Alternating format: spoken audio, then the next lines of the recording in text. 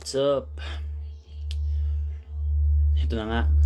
May mga protestante, mga bornagoy na nagko-comment sa aking post or shared post na about dun sa Mary is Mother of God.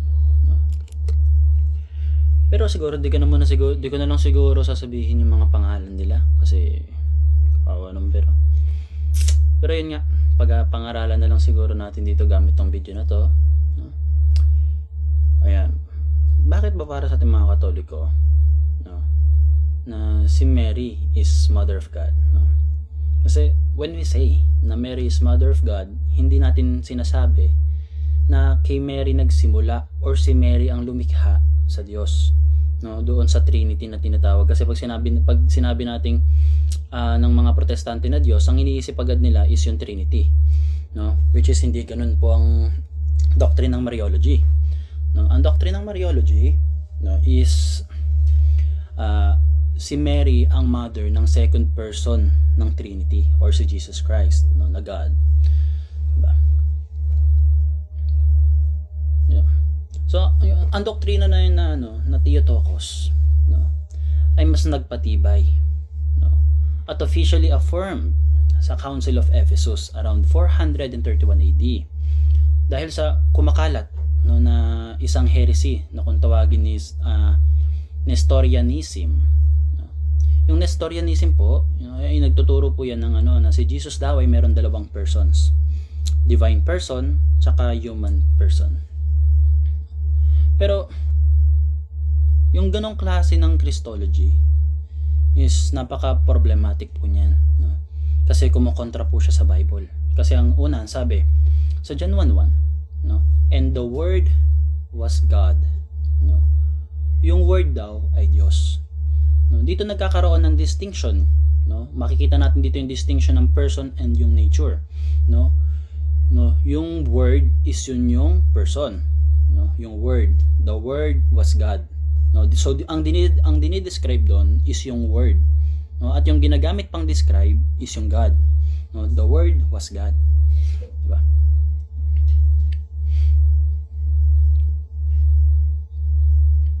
Tingnan natin dito, no. Tapos makikita naman natin doon sa sa verse 14, no, and the word became flesh. No, yung flesh dito, no,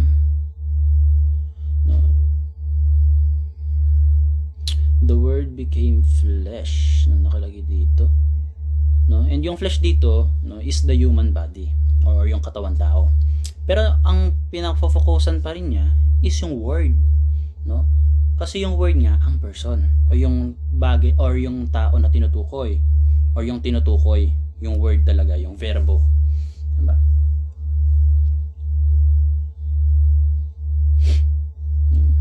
Kasi halimbawa, yung word dito na na became, no, the word became flesh. Is yung niyan, is yung sa Greek niyan is egeneto. Di ba? Egeneto po ang word niyan.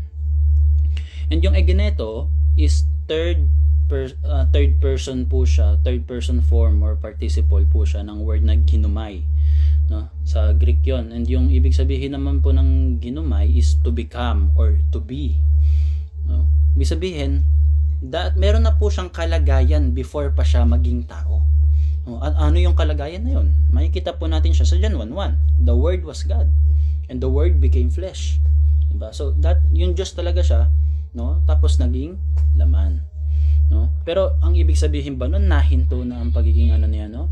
Nahinto na ang pagiging Diyos ni Kristo? Hindi po, kasi makikita po natin yan sa sa Colossians 2:9, no?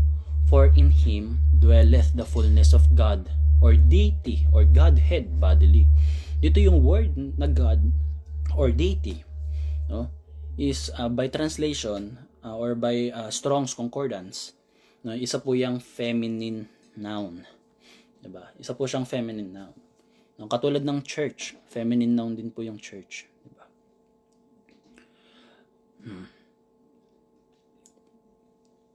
No? Yung word po na yon na ginamit is theotes, galing sa word na theo or Diyos, no? Theotes, no? Na ito yung ito yung bagay na linguistically, no, ginamit ng writer para i-describe si Jesus kung ano ba siya, 'di ba? Sabi doon, dwelleth, no? Yung dwelleth dito or dwells, no, kung titingnan mo yan sa Greek, no, or yung niya, ang nakalagay diyan, permanent, 'di ba? So even kahit daw si Jesus is nasa body or bodily or physical, no, is permanent, yung pagiging deity niya or pagiging fullness of Godhead niya or fullness of deity niya is permanent, hindi nawala, no? Yun po yun, hindi po nawala ang pagiging Diyos ni Kristo kahit nasa katawan tao siya, di ba?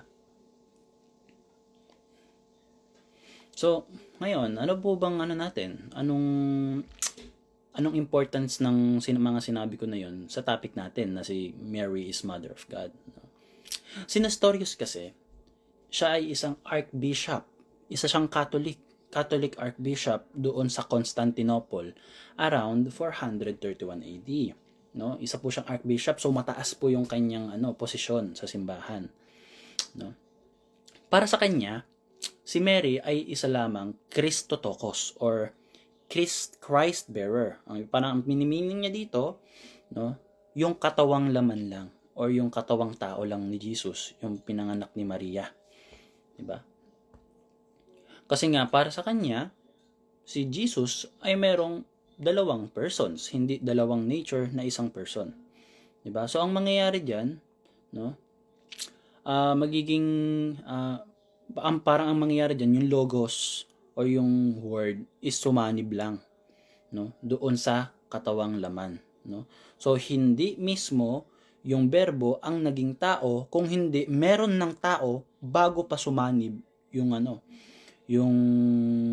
yung logos or yung Diyos. So very po siya, very heretical po siya, no? Kasi ang nangyayari, yung Diyos sumanib lang, hindi siya mismo naging katawan tao, diba? Ang ipinaglalaban po natin dito, si Mother Mary, no, ay Theotokos, kasi yung pinagdadala niya sa kanyang tiyan ay hindi lang tao, no, kundi yung Diyos na nagkatawang tao. So hindi nahinto yung pagiging Diyos ni Kristo doon sa sinapupunan ni Maria kahit nung pinagbubuntis siya ni Maria, no? Kasi kung totoo ang sinasabi ni Nestorius, ang tanong diyan, no, nung buntis si Maria sa katawan ni Jesus, no, asan ang logos? Asan ang berbo?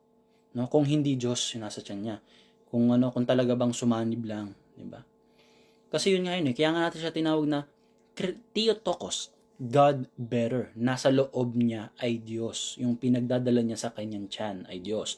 No, at dahil nga ang ating doktrina, no, ay hypostatic union, merong dalawang person sa merong dalawang nature.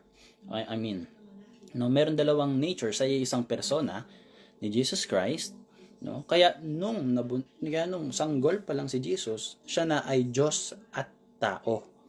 Tunay na Diyos at tao. At nung pinagbubuntis siya ni Maria, sabay din yung two natures na yun niya ipinanganak, no?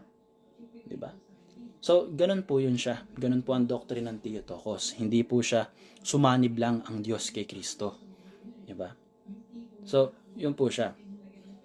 No? Pero siguro, no, hindi na po siguro natin babanggitin, no, yung dalawang makulit na yon doon sa comment section kasi kulang pa talaga yung kanilang kaalaman pagdating sa Bible, theology, or kahit history, no? Kaya dito na mo siguro matatapos yung video natin, no? Kung magkukulit pa sila, dagdagan na lang natin yung video.